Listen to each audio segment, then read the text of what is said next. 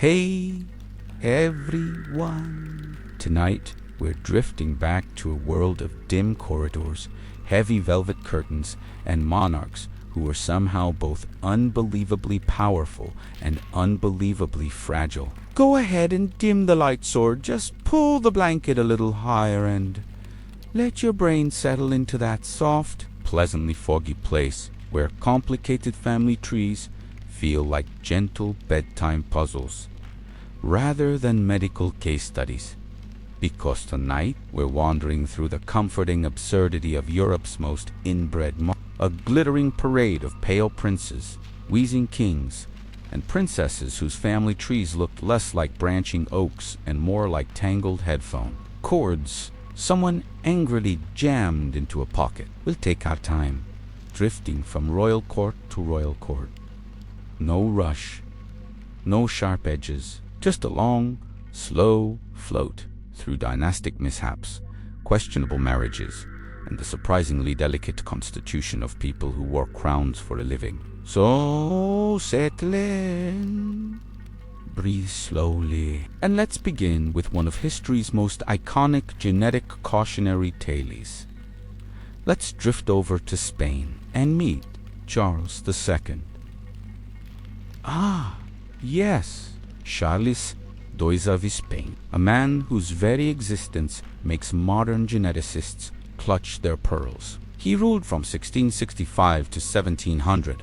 Though ruled might be a generous interpretation, Charles was the final monarch of the Spanish Habsburg line. Winus dynasty, famous for its commitment to marrying cousins with a level of enthusiasm most people reserve for holiday sales. Charles came into the world as the product of more than 2 centuries of aggressive family recycling. His parents were uncle and niece, which is already, well, not ideal. But their own ancestors were so interwoven that by the time Charles arrived, he had a higher coefficient of inbreeding than the offspring of a brother-sister marriage, which is quite an accomplishment, really. Not necessarily one you'd brag about on a resume, but still. Now, if you ever see his portraits, you'll notice that even the royal painters whose job was to make people look better were struggling. They gave him the soft focus, candlelit treatment, but even so. The jawline, the infamous Habsburg jaw, so pronounced it could have had its own title and estate. He was nicknamed the Bewitched, possibly because his physical and mental health issues were so numerous that people assumed supernatural interference. Because of course they did. It was the 17th century. If someone sneezed weirdly, it was witchcraft. But Charles's early life was actually sad in a quiet, inevitable way. He didn't walk until he was about 4. He didn't learn to talk until he was nearly 8. He spent most of his childhood surrounded by priests, physicians, and worried relatives who, instead of broadening the gene pool, simply prayed for him a lot. His education was, let's call it, light. The court apparently believed that too much studying might exhaust him, which, to be fair, was probably accurate. So the tutors eased off. A little reading, a little writing, and long days of being fussed over like a delicate houseplant. When he eventually became king, the grand age of Spain was already in political decline. But having a child king who could barely chew solid food did not improve matters. By adulthood, Charles had chronic digestive problems, kidney issues, and a body that seemed to run on the faintest flicker of royal willpower. He struggled to produce an heir, which is what happens when your family tree resembles a pretzel. But this absence of children created a slow, simmering panic in the Spanish court, because everyone was eyeing the succession like vultures circling a very tired camel. Charles's 2 marriages brought him no children, and perhaps even less joy. First, he married Marie-Louise of Orleans, who reportedly cried for days upon arriving in Spain, not because of Charles specifically, but because the Spanish court insisted She followed a rigid schedule and eat meals drenched in so much butter and sugar that even contemporary accounts describe it as excessive. And if 17th century aristocrats are calling your butter intake excessive, you may wish to reconsider your life choices. Marie-Louise died young because, naturally, she didn't. Charles remarried Maria Anna of New, chosen largely because her family was known for producing lots of children. This strategy worked about as well as every other attempt to defy biology in the Habsburg family. Charles died at 38, which honestly could be considered impressive longevity under the circumstances. His autopsy, conducted with the utmost 17th century scientific rigor, reported that he had a heart the size of a peppercorn, a single shriveled testicle, and no blood, a phrase that really tells you everything about medical understanding at the time. But in the end, Charles's death triggered the War of the Spanish Succession, proving that even in death, the Habsburgs could cause international conflict simply by existing. Let's drift onward, gently floating northward to Austria and the Holy Roman Empire. Meet Emperor Leopold I, a man with a jawline that could slice bread and a dedication to cousin marriage that was genuinely awe-inspiring. Leopold ruled from 1658 to 1705, overlapping with our friend Charles II. They were related, of course. Everyone was related. It was like one giant, tense family reunion that accidentally controlled half of Europe. Leopold had the classic Habsburg features, a forehead one might call majestic, a drooping lower lip that appeared to be thinking about leaving the rest of his face, and the heavily inbred complexion of a man who had never tasted a gene from outside the family since roughly the Middle Ages. Now, to be fair, Leopold was intelligent and well-educated. He wrote music, played the harpsichord, and enjoyed languages. But he also had that slow, contemplative way of speaking that often comes from a mouth not fully aligned with the rest of the head. He married 3 times. His first marriage lasted a single day because his new bride died almost immediately. Likely not from Leopold himself, probably just the general 17th century ambient. His second marriage produced several children, most of whom didn't survive infancy. Again, the Habsburgs. Medicine, genetics. Pick your culprit, but the real star among his children was Joseph I.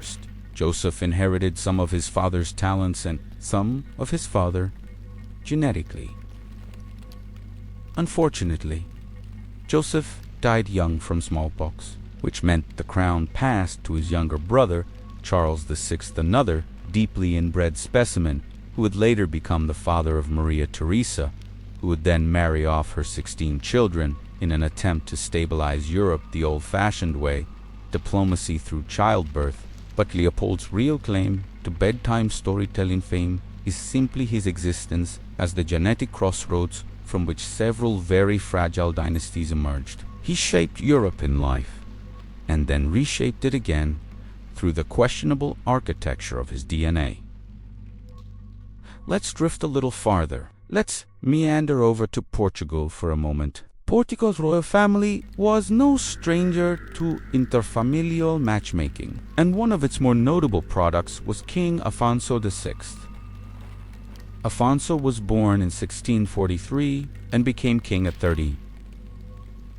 Technically, but he wasn't allowed to actually rule because he had suffered a childhood illness, likely a stroke that left him partially paralyzed and cognitively impaired. Descriptions from the time were not kind. One ambassador said Afonso's mind was like a glass half filled with cloudy water, which is frankly poetic for diplomatic shade. Now, because kings could not be gently retired like malfunctioning machinery, the court attempted to mold Afonso into a functional monarch.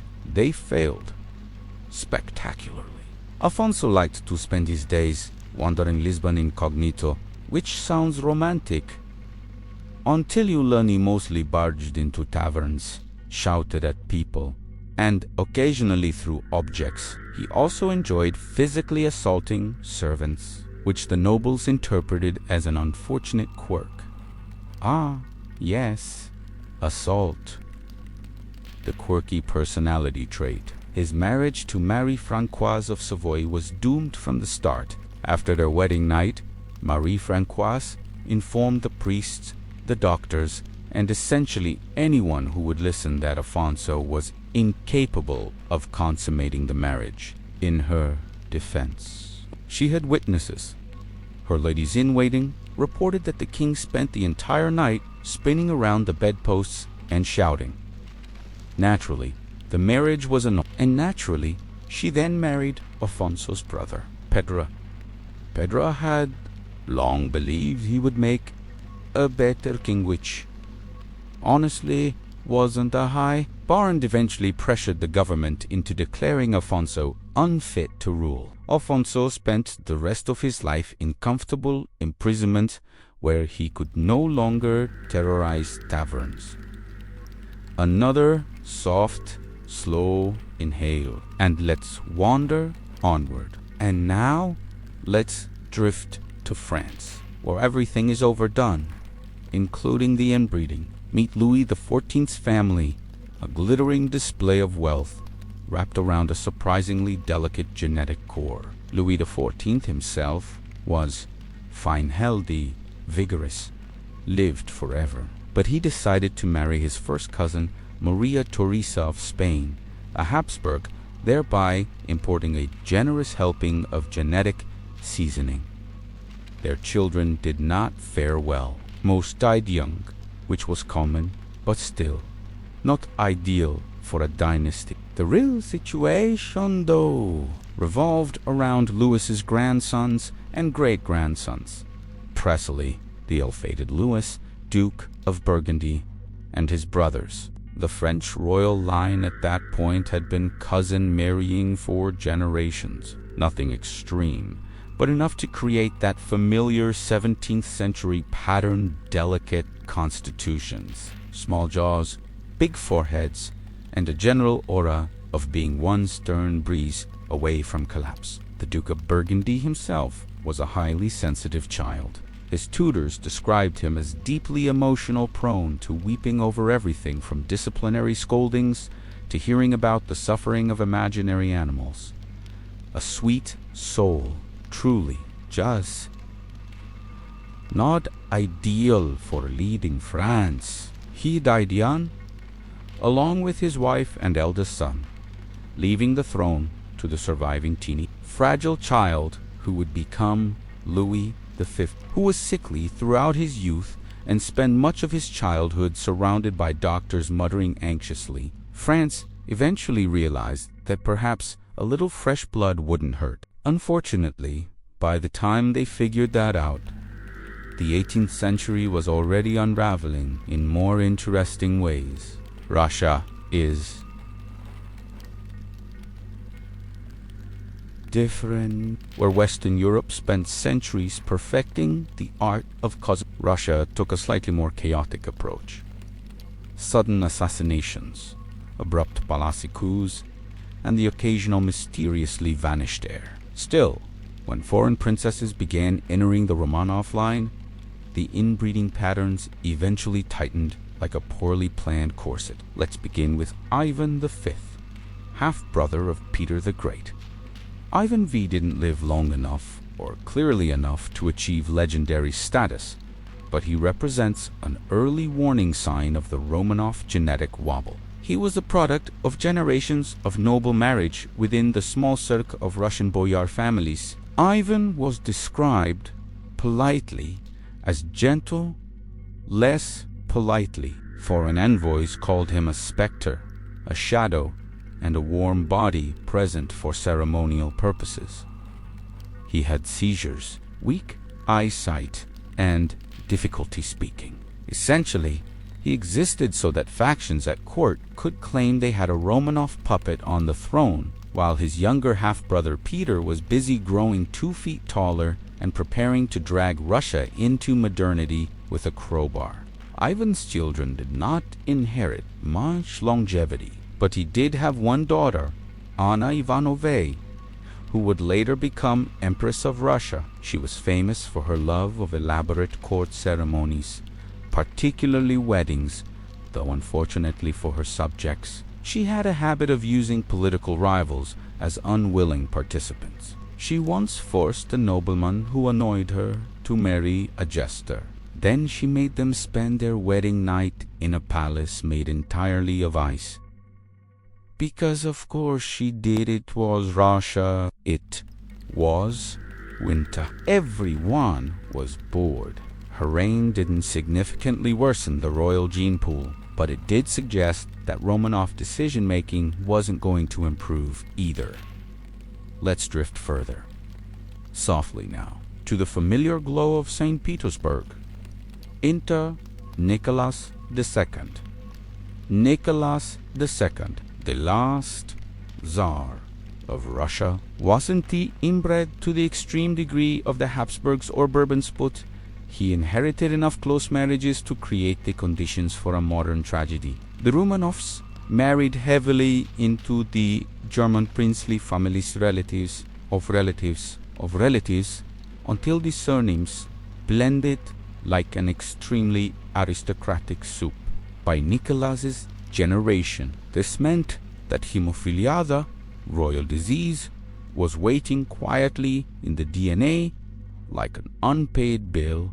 Enter Alexei, sweet, fragile Alexei, a child whose body treated minor bruises like catastrophic medical events. One bump, one tumble, and he could bleed internally for days. Nicholas and Alexandra spent Alexei's entire childhood in a state of panicked devotion. Court life became a whispering, tiptoeing ritual of trying to keep the heir alive long enough to grow into his role. Alexandra, already anxious, became convinced that only spiritual intervention could save him. And that's where Grigory Rasputin drifted into the story like an unwashed, fevered dream. Rasputin, through a mixture of luck, charisma, and being marginally less harmful than the royal doctors, gained influence. Nicholas was not genetically frail, but he was indecisive and deeply private. Combined with Alexandra's terror for a son,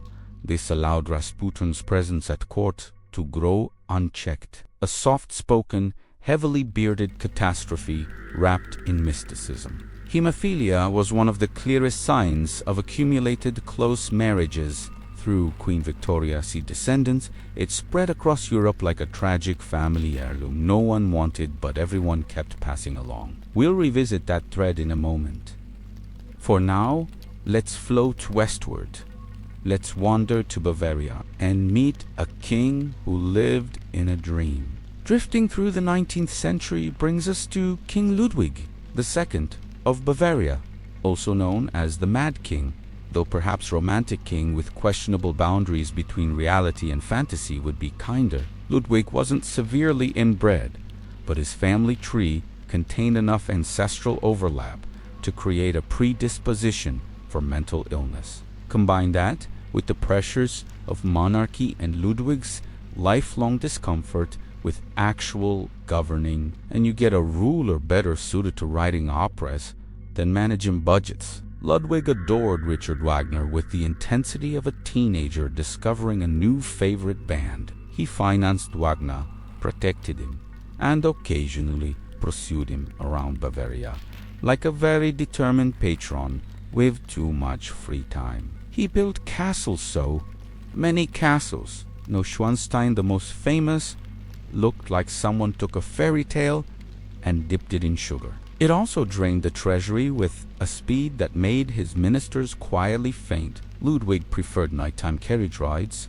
moonlit picnics, and conversations with imaginary friends over cabinet meetings. His cousin, Empress Elizabeth of Austria, shared this tendency toward dreamy melancholy. Another sin that the Wittelspokes, like many royal families, were recycling the same traits generation after generation. Eventually, Ludwig's government declared him insane, removed him from power, and placed him under supervision. Days later, he died under mysterious circumstances in a lake. The official report said he drowned. The unofficial whisper suggests something far more political.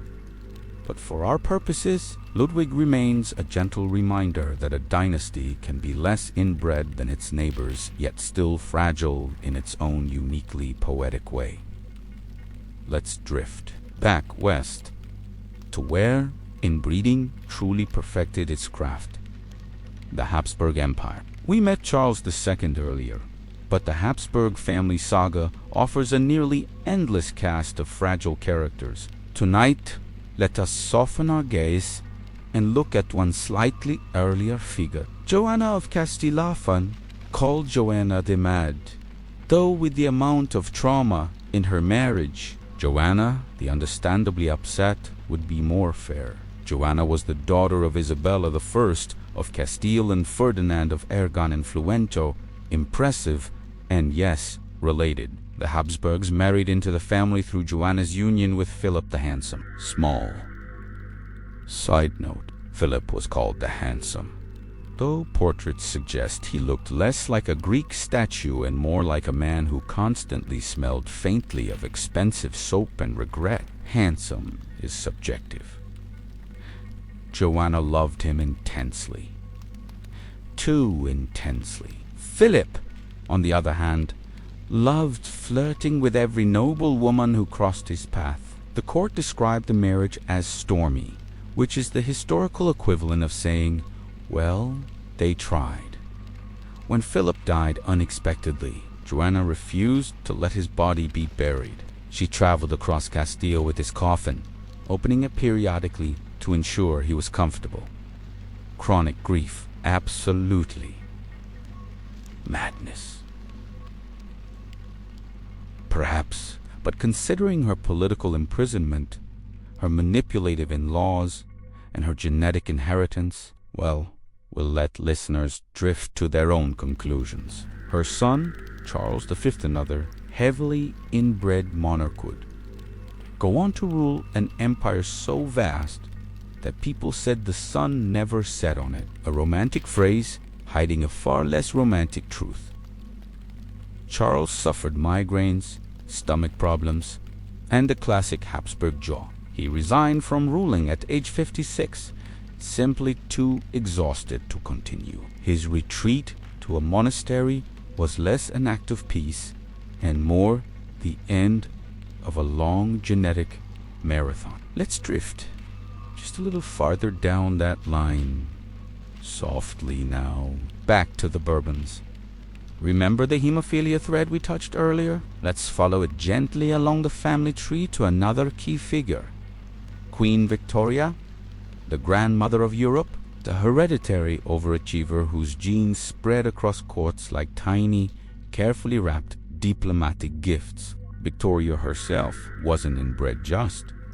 A little cousin, but she carried the mutation for hemophilia, which she passed to several sons and daughters. Those children then married into the royal houses of Germany, Russia, Spain, and beyond. The result was an entire generation of princes who bruised like ripe peas. Prince Leopold, Victoria's son, suffered frequent uncontrolled bleeding. Several of her grandsons inherited the disease as well. Her granddaughter, Alexandra, wife of Nicholas II, carried the gene to Russia, creating the tragic crisis around the Tsarevich.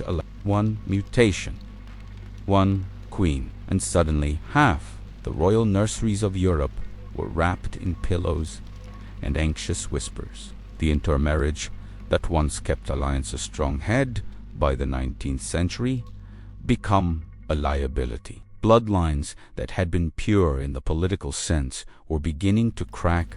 But before we drift too far forward, let's take another breath. We still have a long journey ahead through more fragile kings, misguided dynastic choices, and royal households that somehow tried to solve political problems by doubling down on questionable genetics. Let's drift to the Spanish Habsburg nurseries. where childhood was more of a medical experiment. We've spoken of Charles II, our famous bewitched friend, but the children in the Spanish royal line before him were not exactly robust specimens. Take his older brother, Prince Balthasar Sleepless, who seemed destined to become a rescuing figure for the dynasty. Handsome in a 17th century aristocratic way, kind, intelligent, and the heir to a faltering empire desperately in need of someone with fully functioning genetics. Naturally,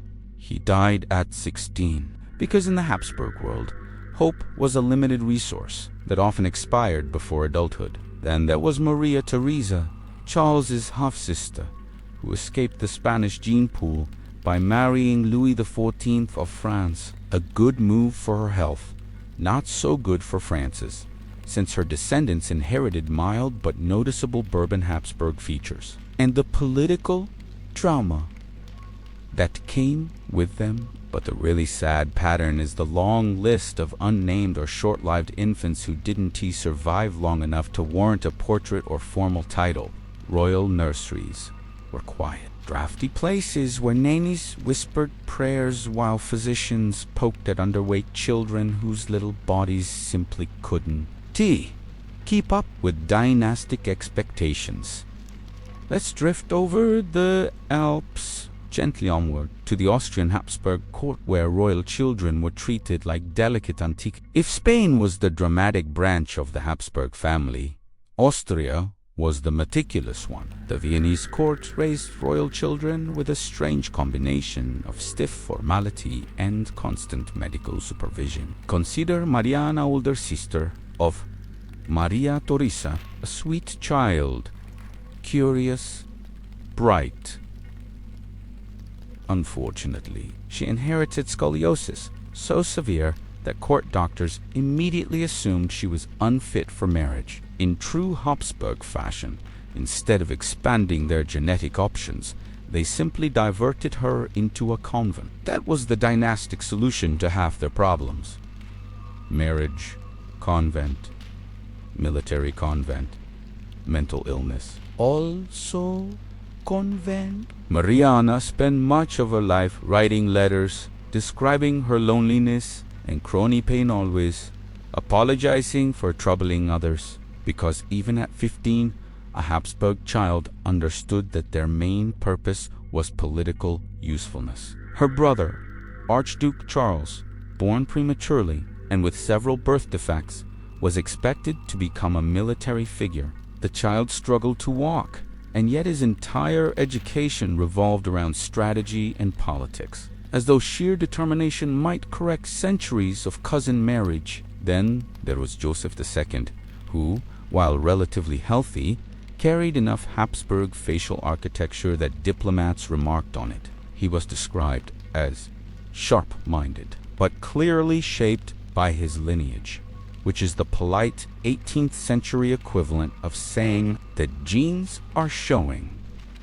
Let's float just a little farther down the Danube, now drifting into the childhood of Marie Antoinette on sugar, etiquette, and political anxiety. Marie Antoinette, the famous Queen of France, was actually a slightly fresher genetic specimen, only moderately inbred compared to her Spanish cousins. Still, her upbringing in the Austrian court left its gentle fingerprints on her adult life. Young Marie Antoinette struggled academically, spoke French poorly, had a jaw slightly misaligned in that traditional Habsburg way, and spent far more time practicing court dances than reading. Books or tutors described her as easily distracted and not overly burdened with intellectual complexity.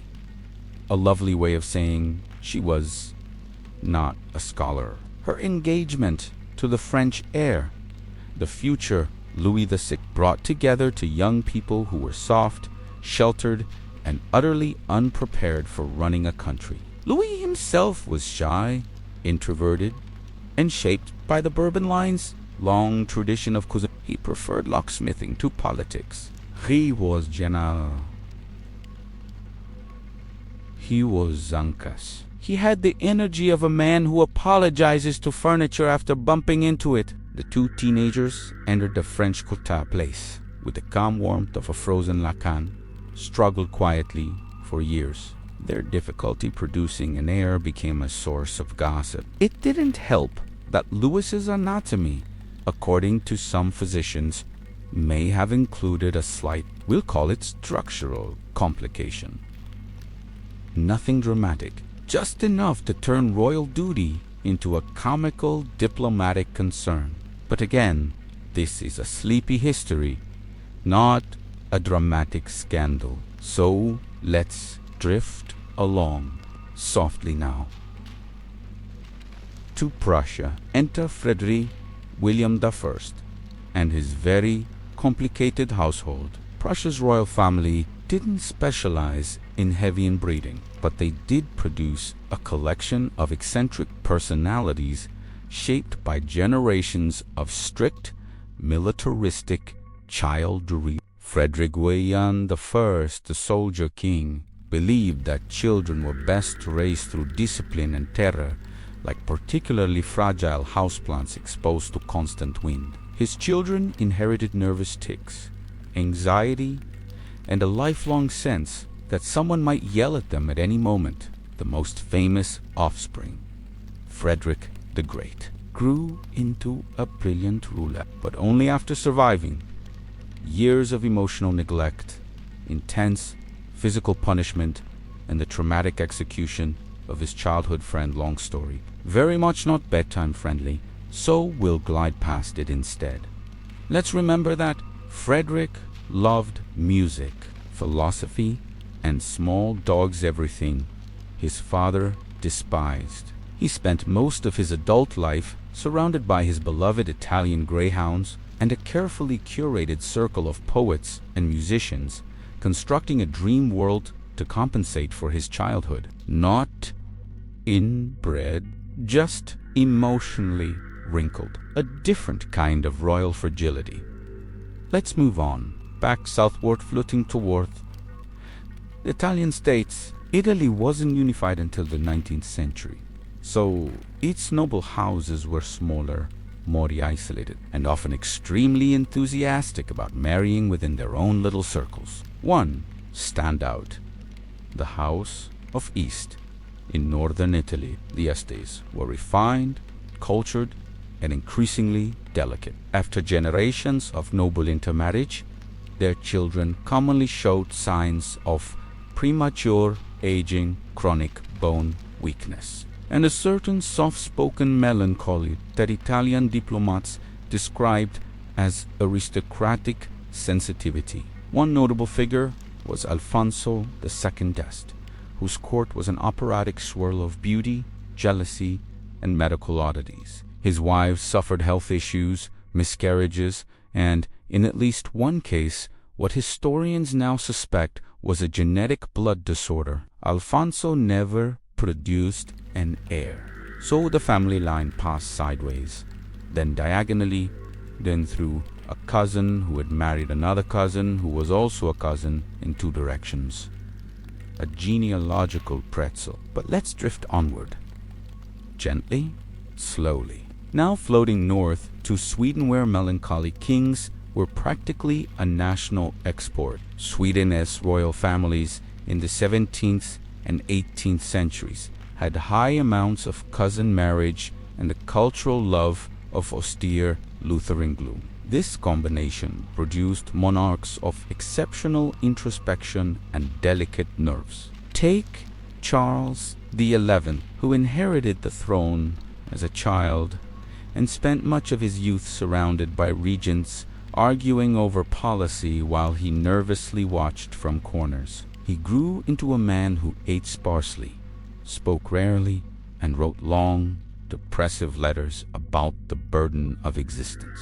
His son, Charles XII, inherited the same thin frame and hollow-cheeked, restless temperament. Charles XII spent most of his life fighting wars, riding horses across endless frozen landscapes, and refusing to get married, possibly because he suspected, quite reasonably, that passing along his fragile lineage might be unwise. After his death, the Swedish succession wobbled awkwardly through relatives who were either too inbred, too unhealthy, or simply uninterested in governing. Eventually, Sweden gave up and imported a completely new dynasty from France that had the refreshing advantage of being genetically unrelated to the entire mess. Sometimes the best cure for dynastic fragility is a big reset button. Let's drift one more time before we close this part. And finally, we glide into Denmark, where royal fragility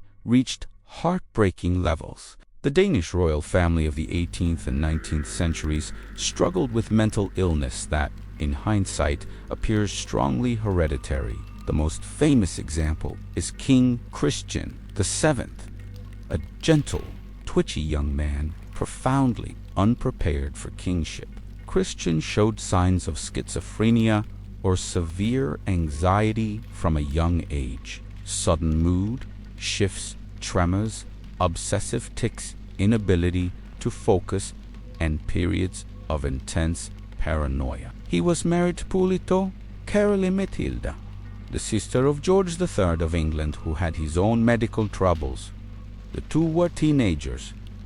Caroline was vivacious. Christian was unraveling. The marriage fell apart almost instantly. Christian's mental instability allowed his physician, Johann Struensee, to gain enormous influence. Their story ends in scandal, but we won't drift into the sharper edges of that tale tonight. We'll simply note that Christian's life is a quiet, sad example of what happens when centuries of narrow, dynastic marriages begin expressing themselves in the mind rather than the body. His son survived him. His grandson inherited the throne, and Denmark, like Sweden, eventually broadened its genetic horizons, helping steady the monarchy into the calmer, sturdier institution it is today. When the British crown passed from the Stuarts to the House of Hanover in the early 18th century, England expected fresh energy and stability. What they got instead was a long lineage of kings who alternated between mild incompetence and dramatic mental collapse sprinkled with cousin marriages. Because, naturally, one of the early Hanoverian gems was George II, a man who spent most of his life in a state of simmering irritation. He was short, he was impatient, he didn't get along with his father, he didn't get along with his son, he mostly got along with his wife, but even then, only because she handled the thinking for both of them. Georgi Doiswazun, unhealthy, in a tragic way, just perpetually annoyed with the posture of a man who always believes a waiter has forgotten his order. He and his father, George, actually despised each other so thoroughly that they once broke into a screaming argument in German, while the British ministers watched in horrified silence, unsure whether to intervene or quietly back out of the room. But the real Hanoverian fragility becomes clearer with George III, the King Americans love to blame for everything, from taxes to the general concept of 18th century. George III grew up in a family tree that looked like a neat little circle first cousins marrying first cousins who were then encouraged to marry more first cousins, and doverci santi in the genetic stew began to unravel. Today, many suspect George III suffered from porphyria, metabolic disorder, perhaps bipolar disorder. At the time, however, the courts simply described him as having episodes of nervous derangement, which is the 18th century version of something is deeply clinically wrong, and we have no idea what. Descriptions of his symptoms include talking nonstop for hours, repeating phrases until hoarse insomnia that lasted days, agitation so intense he foamed at the mouth, and often long periods of weeping. The court doctors treated him with mercury, restraint chairs, and soothing herbal teas, none of which did anything except make everyone uncomfortable. his episodes became longer, more frequent, more public. Eventually, his son, the future George IV, was appointed as regent. This did not improve the nation's health because George IV was welled. George IV, let's drift to him very gently, gliding into the indulgent, sugar-dusted chaos of George IV. George IV was the kind of monarch who would have benefited from parents who said no at least once. Unfortunately, his parents barely said hello, let alone no, so he grew up surrounded by luxury, alcohol, and courtiers who treated him like a large, temperamental baby bird. He was deeply inbred in the unobtrusive Hanoverian, one-theme, dramatic, just enough to ensure chronic health problems, depression, obesity addictions, and a famous inability to form a single healthy romantic attachment. He married his cousin, Caroline of Brunswick, a woman he despised on sight. Their wedding night was so disastrous that he got violently drunk beforehand, passed out, and later insisted he had no memory of the event. A fact historians mercifully do not dispute. Their daughter, Princess Shahlochi, was the one bright hope for the dynasty, fresh infusion of genes, lively personality, loved by the public naturally. She died in childbirth at 21. The Hanoverian line collapsed into a frenzy of middle-aged princes, scrambling to marry and produce heirs like panicked squirrels. Eventually, one of them succeeded Edward, Duke of Kent, whose only child became Queen Victoria, which brings us gently back around to our royal hemophilia thread. But let's pause, take a soft breath, and drift elsewhere. Let's move toward Saxony, home to Europe's most flamboyant royal spending habits. Enter Augustus the Strong, Elector of Saxony and King of Poland, a man whose physique was impressive, but whose family tree was not.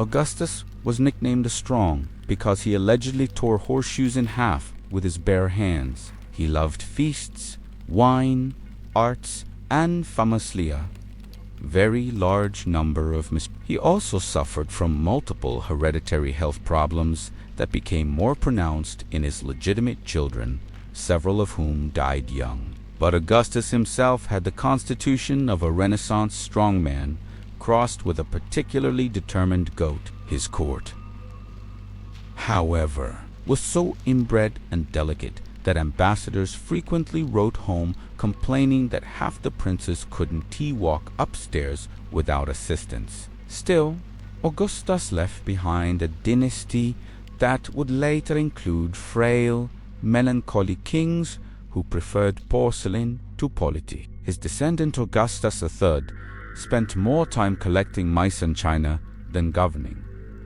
and his sons grew increasingly pale, thin, and sensitive, signs of the gene pool tightening over time. Let's drift onward.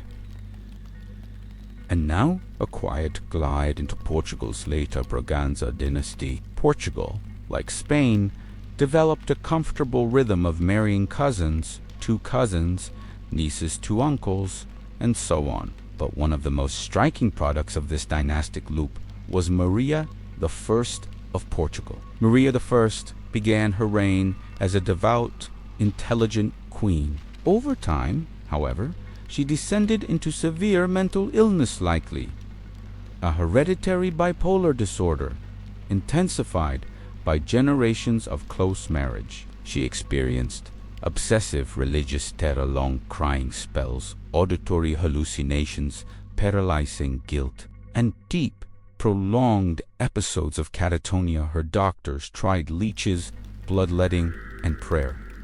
Not much else. Maria's episodes worsened after the death of her husband, who was also her uncle. Yes, just a quiet reminder that those genetic lines were folding in on themselves. Eventually, Maria was declared insane, and her son, John VI, ruled on her behalf. The Braganza line would continue its fragile trajectory until the 19th century, producing several princes plagued by depression, epilepsy, and strange phobias. Let's drift back north with a soft breath, floating lightly into the peculiar habits of the Hohenzollern, masters of anxiety and amusing neuroses. Prussia's ruling family may not have been dramatically inbred, but they specialized in emotional fragility. One delightful example is Frederick William IV, King of Prussia in the mid-19th century.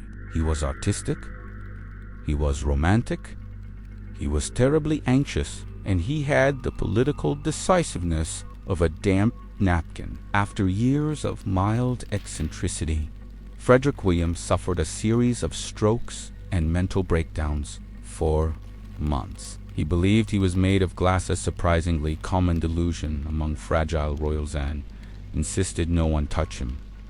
Servants had to wear padded gloves. Ministers whispered from a distance. His wife managed his episodes with tenderness, but the king's health declined steadily until his brother William took over, eventually becoming Kaiser Wilhelm I, who then fathered Kaiser Friedrich III, who then fathered Kaiser Wilhelm II. And if you've ever wondered how Europe ended up sliding into World War I, well, let's not follow that branch tonight. We're keeping this soft and sleepy, not spiraling into geopolitical chaos. Let's drift instead towards something more soothing. Onward to the Wittelsbachs of Bavaria, masters of beautiful melancholy. We met Ludwig II, earlier Kasselbilde Wagnerlovin, moonlit, carriage-riding Ludwig, but his family was full of similarly delicate spirits. His cousin and friend, Empress Elizabeth of Austria, known as Sissi, was ethereal, anxious, and heartbreakingly fragile physically and emotionally. She came from a family where depression, anorexia, and eccentricity rippled through each generation. Sissi, herself obsessed over maintaining a 17-inch waist, daily hair rituals lasting hours, long solitary hikes, and avoiding all political responsibilities. Her children inherited her soft melancholy.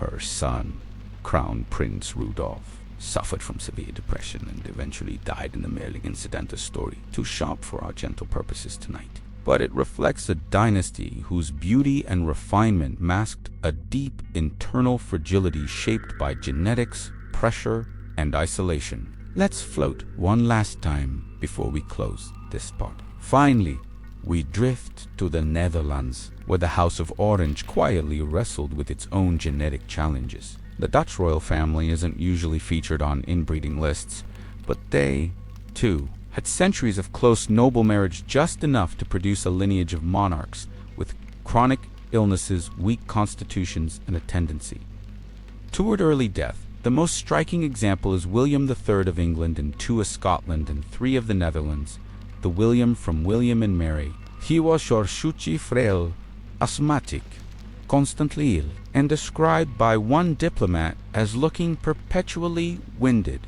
as though life itself is uphill. William married his cousin Mary II, another fragile child of a fragile dynasty. The couple produced no children, likely due to a combination of William's chronic illnesses and the fact that both carried overlapping genetic risks. With no direct heirs, the English crown passed sideways, then diagonally, before eventually settling in the Hanovers and their quietly chaotic medical history. Genetics, as always, had the last laugh. The last Habsburgs, beautiful, sad, and physiologically uncertain. You already know the early Habsburgs wielded inbreeding like a competitive sport. But the later Habsburgs, the 18th and 19th century branches were a suitor, softer, unraveling one. Emperor Ferdinand I, Ferdinand the Benign, Ferdinand was sweet. Ferdinand was polite. Ferdinand was absolutely not built for the job of emperor. A lifetime of close cousin marriages produced a ruler with epilepsy, developmental delays, hydrocephalus, difficulty speaking, and the charming habit of collecting toys well into adulthood.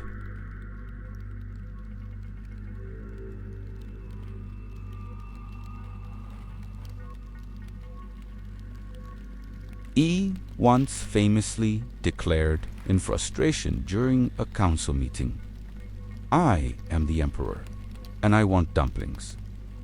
He got them. The council adjourned. His uncle ruled as regent in all but name. Ferdinand's line, physically and politically exhausted, fizzled out quietly too.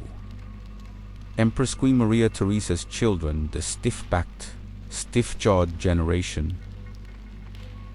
Maria Theresa married her double cousin, Francis Stephen. Together, they produced 16 children, many sickly, several malformed, a few brilliant, most anxious. Them. Joseph too. Brilliant, but neurotic, so emotionally frayed, he once declared himself unfit for human company. Leopold II, healthier, but passed on the same subtle defects that had accumulated for centuries. Marie Antoinette, the most famous, with chronic health issues, weak immunity, and a fragile jaw and dental structure characteristic of the Habsburg line. None of these were catastrophic conditions, just a soft hum of genetic exhaustion. 2. The final Spanish Bourbon's gentle decline in a sunny palace. Spain recovered slightly from the Habsburg era, but the Bourbons kept marrying family nicely, politely, consistently. Ferdinand Secchi, a man held together by lace and monarchist willpower, he was chronically ill. He had a famously weak jaw and tiny mouth. His constitution was so delicate that court doctors spent half their lives reviving him from fainting spells. His many marriages produced no surviving children until his fourth wife also. A relative managed to bear one daughter, Isabella II, frail, warm, deeply unprepared. Her body was fragile. Her immune system was brittle. She was often bedridden with infections for weeks. Politically, she struggled. Emotionally, she floundered. Physically, she never quite stabilized. Her children inherited that same fragility. And by the early 20th century, the Spanish monarchy was collapsing not only from politics, but from a sheer lack of robust heirs. 3. The Romanovs' beautiful faces, bleeding veins. We've touched on hemophilia, but the broader picture is a dynasty progressively weakened by both close marriages and a refusal to acknowledge genetic collapse. The last generation, Nicholas II and Alexandra, were first cousins through one line and second cousins through another. Their children were frequently ill, pale, frail, immunologically weak.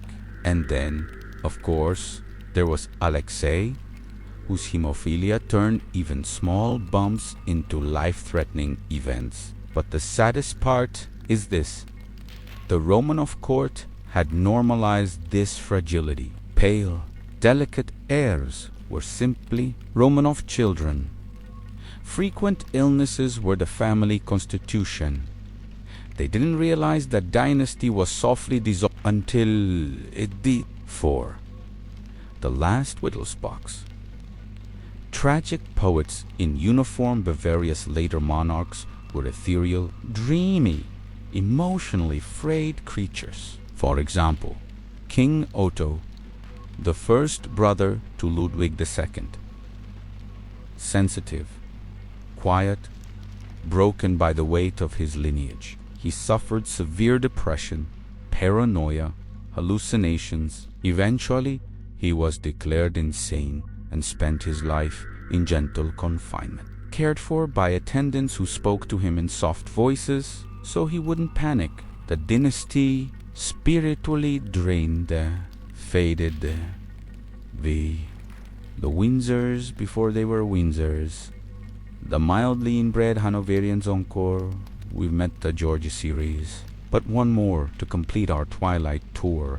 Ernest Augustus, Duke of Cumberland, heir to a branch of the Hanoverland known for high rates of inherited deafness, neurological disorders, and short life expectancy. He himself was irritable, anxious, and physically frail in youth, though he hardened emotionally as he grew up. His descendants, especially Prince George of Cumberland, continued to exhibit signs of hereditary visual and neurological problems. Nothing dramatic, just a dimming spark. Why? The subtle signs of dynastic exhaustion. By the late 19th century, European courts were whispering not loudly, but enough. The heirs are too sickly. The princes are too delicate. The princesses faint too often. The infant mortality is too high. The dynasties are too intertwined. It wasn't just hemophilia. It wasn't just the Habsburg job. It was the quiet accumulation of hundreds of small genetic vulnerabilities that decades of cousin marriage had amplified. Europe didn't collapse outwardly. It wilted inwardly like a candle flickering in a drafty chapel. Settle in. Again. Let your mind drift like dust in the warm light of a palace window. We re-gliding now into the late-stage dynasties. The last breaths of Euro bloodlines before constitutional limits, revolutions, and plain old genetics finally tapped them on the shoulder. This is the quiet part of history. No battles, no grand proclamations, just slow decline, soft health crises, and the faint sound of royal physicians whispering, "We may have made an error." Tonight, we float across the end of Europe's great dynasties, when centuries of marrying relatives produced not mighty heirs, but pale princes who avoided drafts and queens who fainted at surprising frequency. So, let's drift. The final Habsburgs. When the line was more ceremony than substance. No dynasty exemplifies the soft collapse of a royal bloodline quite like the Habsburgs. By the time we reach the 19th and early 20th centuries, they weren't so much ruling as existing in beautifully maintained buildings while history moved on without them. 1. Emperor Franz Joseph, the stubborn oak in a forest of wilting branches. Franz Joseph himself wasn't severely inbred, just moderately marinated in cousin DNA. But his family was falling apart around him. His son, Crown Prince Rudolph, was intelligent but depressed, high-strung, and deeply anxious. He inherited a weak immune system, chronic illnesses, and a general Habsburg emotional fragility. Rudolph's death at Mayolingen, apparent suicide, pact signaled not just a personal tragedy, but the political and biological thinning of the Habsburg line. Rudolph was the only son. The heir now passed to Franz Joseph's nephew, Franz Ferdinand, who was healthier but socially allergic to everyone. We'll return to him in a moment. Then there was Empress Elizabeth Sissi, beautiful, iconic, and mentally unraveling for most of her adult life. Sissi was a product of generations of Wittelsbach cousin marriage, which left many relatives with depressive tendencies, eating disorders, nervous dispositions. Sissi floated through life like a melancholy ghost in expensive gowns. 2. Franz Ferdinand, the heir nobody wanted in a family that had run out of options. Franz Ferdinand was technically healthy, though prone to headaches and a temper best described as persistent, but he refused to marry any of the available royal relatives, perhaps sensing subconsciously that the gene pool needed a moment to breathe. Instead, he married for love to someone not royalty. This was considered at the tie, a scandal on par with juggling flaming torches in the palace chapel. His children were barred from inheritance. The dynasty's genetic and political future faded even further. And then, the assassination in Sarajevo removed the one semi-functional branch left on the Habsburg tree. By the time Karl I, the last emperor, inherited the throne, the dynasty was spiritually exhausted. Karl himself was kind, devout, and sickly. His reign lasted 2 years, ending not with a bang, but with a medical sigh. And that was it. 7 centuries of Habsburg rule dissolved like sugar in warm tea. 2. The Romanovs, a dynasty held together by ritual and wishful thinking. We drift now to Russia once more quietly, as though moving across snow. The Romanov collapse wasn't caused solely by genetics, but genetics certainly didn't help. 1. Alexei, the child who was always in danger of breaking. We touched on his hemophilia, but it's worth lingering here softly. Alexei's daily life was a ballet of fear. His joints were swollen for weeks after minor bumps. He bruised from merely leaning against a table. His internal bleeding episodes left him delirious with pain. The palace became a padded nursery. A grand empire reduced to the anxious footsteps of attendants repeating, "Please don't run." The political consequences of his illness rippled outward. It isolated the family, empowered Rasputin, fractured the government, and magnified every fear in Alexandra's already precarious mental state. 2. The daughters, beautiful, bright, and quietly fragile. Olga, Tatiana, Maria, and Anastasia weren't ill in the catastrophic sense, but they showed the subtler signs of a family line stretched too thin. Recurring anemia, weak immune systems, chronic colds that lasted entire seasons, emotional sensitivity bordering on anxiety. They lived in a world where the candlelit glow of imperial splendor masked a generational fragility. 3. A dynasty without strong legs to stand on. By the early 20th century, the Romanovs were physically delicate, politically insulated, and emotionally unprepared for the storm ahead. And unlike other dynasties, they lacked healthy collateral branches capable of inheriting the throne. When the family fell, the land fell with them. 3. The Bourbons of Spain, gentle, tired, and uncomfortably cousin-happy. Let's drift down to warmer air Spain, where the Bourbons were still very invested in keeping things in the family. Not the best long-term genetic plan. 1. Alfonso XII, a young king, already fading. Alfonso XII inherited chronic respiratory problems, weak immunity, bouts of exhaustion that left royal council members whispering about his constitution. He died at 27 from tuberculosis, which he likely inherited susceptibility to. 2. Alfonso XIII, the king who outlived his dynasty but not its problems.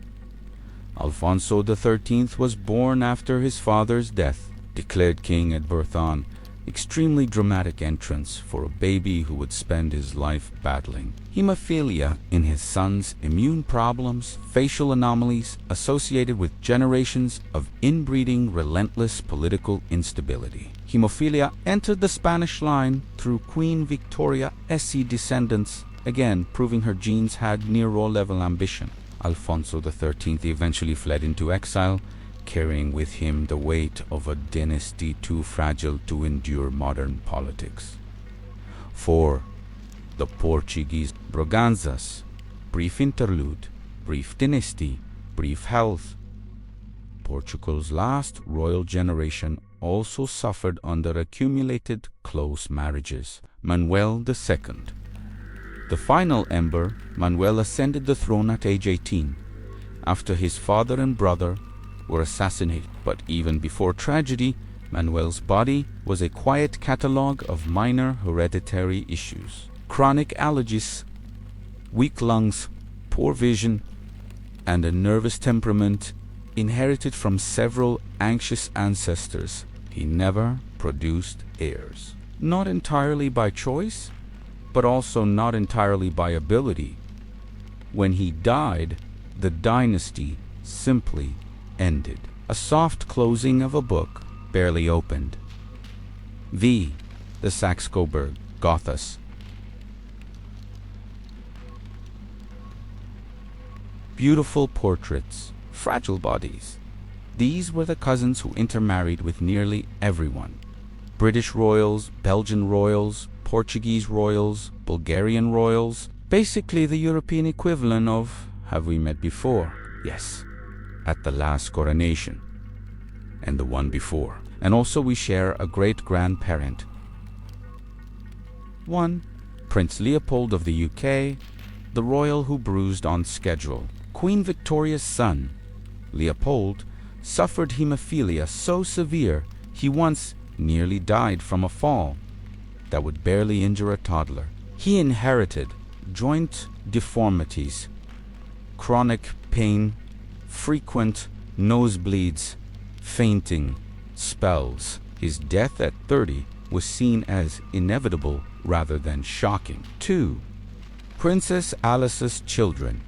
Gentle and unwell Alice, another of Victoria's daughters, carried the hemophilia gene into Germany and Russia. Her children inherited hemophilia, depression, low immunity, and fragile constitutions. This line merged with the Romanovs, worsening already delicate genes. Vi. The small, sad, psychological toll of generational fragility. This is an overlooked part of royal inbreeding. When every heir grows up, surrounded by doctors, caution, and whispered warnings. When a prince is told not to climb stairs, not to run, not to play too rough, not to ride too fast. When a princess faints at the slightest shock and becomes a national medical concern, it shapes a person. Many late dynastic royals were anxious, indecisive, melancholic, socially withdrawn, and emotionally delicate. They were raised in palaces. Yes, but palaces with padded corners. Is it any surprise that so many of them retreated into hobbies, preferred solitude, or relied on mystics, mediums, and questionable advisors? They were born into duties their bodies could not sustain, and the world around them knew it. 7. The quiet end, when Europe finally looked at the family trees and said maybe no more cousins. By the early 20th century, the scientific and political writing was on the wall. The Habsburgs fizzled out. The Romanovs collapsed. The Bourbons fractured. The Braganzas ended quietly. The Saxe-Coburg line spread thin and unstable. Even the British line began seeking healthier, less related spouses. It took centuries, but eventually Europe realized keeping the bloodline pure just meant keeping it shaky. The princesses were too pale, the princes too sickly, the heirs too fragile to ride horses without strategic cushioning. Dynastic inbreeding did not end in catastrophe. It ended in size and early funerals. And rulers who rarely lived long enough for, strongly enough to rule. The age of divine hereditary monarchy flickered out, not with revolutions alone, but with the soft, slow collapse of the bodies meant to wear the crowns. Take a slow breath. Let your shoulders fall just a little, because part 7 is where things get extra soft, extra slow, and just a touch peculiar. Tonight we drift not through the great political failures or dynastic collapses, but through the little things, the odd habits, the cozy eccentricities, the curious personal rituals that accumulated in palaces where the gene pool had been simmering a bit too long. Nothing alarming. Just mildly eyebrow-raising behaviors from rulers whose family trees looked more like family wreaths. Let's ease in. The Habsburg night owls. Royals who avoided daylight like nervous houseplants, the later Habsburgs, were many things. But morning people, they were not. 1. Emperor Charles VI. A man at war with the sun. Charles VI, the father of Maria Theresa, had a gentle, hereditary sensitivity to light. Nothing dramatic, just enough that he preferred to eat in dim halls, work by candlelight, and complain politely but persistently about windows. He began scheduling meetings after sunset, turning the imperial palace into a quiet, glowing labyrinth of flickering candles. Ministers tripped over rugs. Secretaries fell asleep but Charles insisted this was the natural rhythm of governance, which is what you say when your family has been intermarrying for 300 years and daylight gives you migraines. 2. Empress Maria Theresa's children and their chronic nighttime habits. Several of her 16 children developed similar tendencies. Soft aversions to bright light, easily overstimulated by the outdoors retirees from daily court life. By mid-afternoon, Maria Theresa blamed it on nervous dispositions. The court physicians blamed it on the constitution of royal birth. Geneticists today might call it something a bit more measurable. 2. Strange diets of the delicate-bodied royals' fragile bodies create fragile eating habits. Some were quite endearing. Some were inventive. 1. King George IV, the gourmet ghost of the Hanover line George IV, was so luxuriously unhealthy that his doctors described him as a man built entirely of indulgence. His diet included chocolate creams, ornamental pastries, sugared fruits, wine for hydration, and brandy for courage. Doctors begged him to stop. George politely ignored them and continued eating desserts that could legally be classified as architectural projects. The Hanoverian jaw structure, slightly compromised by cousin marriages, made chewing difficult. This did not stop him from trying. The palace staff reported muffled struggles as he attempted to consume pastries with insufficient jaw leverage, but he persisted. A true royal. 2. Empress Elizabeth Sissi and her ethereal eating habit. Sissi's Wittelsbach lineage came with a predisposition to anxiety and nervous digestion. Her diet was raw milk broth and sometimes air. Sissi believed in spiritual nourishment, which is historically accurate for someone whose ancestors had intermarried enough times to produce several generations of beautifully melancholic people. Her waist measured 19 inches, an achievement she maintained through a routine that can only be described as cardio with a hint of dynastic pressure. 3. The Romanov children and their constant broths. Nicholas II's daughters, charming and chronically underweight, were fed barley broth, chicken broth, beet broth, occasionally broth. Their immune systems were soft, and doctors felt that solid food might be too much, which says quite a lot. 3. Royal recluses when casual marriage produced kings who simply opted out. Some rulers, faced with the pressures of monarchy and the deficiencies of their inherited constitutions, quietly chose not to participate in their own reigns. 1. Ludwig II of Bavaria, the castle-hoarding introvert. We've touched on him before, but his habits deserve a closer, sleepier look. His daily schedule: wake at sunset, avoid all meetings, feed swans, draft architectural sketches of castles he could not afford, hold imaginary conversations with opera characters, wander Bavaria H13, in a sleigh, pulled by horses in silver bells. Ludwig S. Fragile, emotional stability, T. solely genetic, but the Wittelsbachs did have a long history of isolation, depression, and cousin, which certainly didn't help. 2. King Otto of Greece, the Hanoverian, who never quite adjusted, another product of concentrated German aristocratic DNA. Otto arrived in Greece as a quiet, beautiful 19-year-old who spoke no Greek, fainted, when overworked, developed a nervous disorder under stress, and insisted on being addressed in absolute silence after sunset. He eventually returned to Bavaria, essentially retiring from kingship because the air didn't feel right. A soft ending for a softly built man.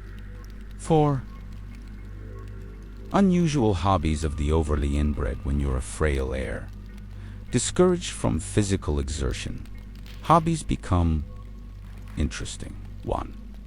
Archduke Franz Ferdinand and the taxidermy situation. Franz Ferdinand, heir to the Habsburg throne, collected taxidermied animals with such devotion that his estate eventually held over 100,000 specimens. He wasn't deeply inbred, but he was descended from several lines of Habsburgs who definitely were. The results? A personality that expressed itself through excessive cataloging, obsessive ordering, lengthy rants about antelopes, and room after room after room of preserved wildlife. Visitors described the estate as unsettling and mossy.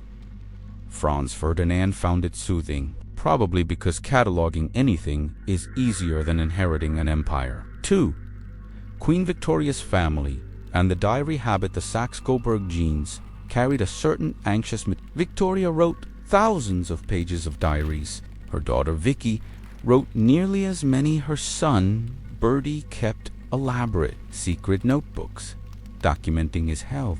Several grandchildren kept emotion logs structured like medical charts. When your family marries within its own branches for generations, you tend to grow up inside the same emotional, hereditary bubble. They all worried. They all recorded. They all cataloged their own nervousness with remarkable efficiency. V. The quiet medical rituals that define late dynastic life. Europe's royal physicians were absolutely thrilled by the number of fragile heirs available for study. Frequent treatments included cod liver oil at dawn, leeching for balance, bloodletting for clarity, mercury tonics, arsenic shampoos, hot baths, cold baths, tepid baths that were just water sitting near royalty. Most of these did nothing. Some made things worse, but no one wanted to admit that hundreds of years of cousin marriages might be the real issue. When dynasties became their own museums. By the 19th century, several royal families had become spectacles, not of power, but of curiosity. The Habsburgs, admired like historic landmarks. The Romanovs, displayed in portraits like porcelain figures. The Bourbons, carefully maintained like aging tapestries. The Wittelsbachs, visited like whimsical oddities. Courts grew quieter. Heirs grew thinner. Noble families began quietly seeking spouses outside the usual cousin cluster. Europe didn't loudly denounce royal inbreeding. It simply drifted away from it, like someone slowly backing out of a room full of delicate, coughing princes. 7. The soft fade into modernity. By the early 20th century, most European royals married foreigners or married commoners, or abandoned the insistence on genetic purity altogether. Their lineages gradually strengthened. Jaw shapes normalized. Immune systems rebooted. Cousin marriages dwindled. A quiet recovery.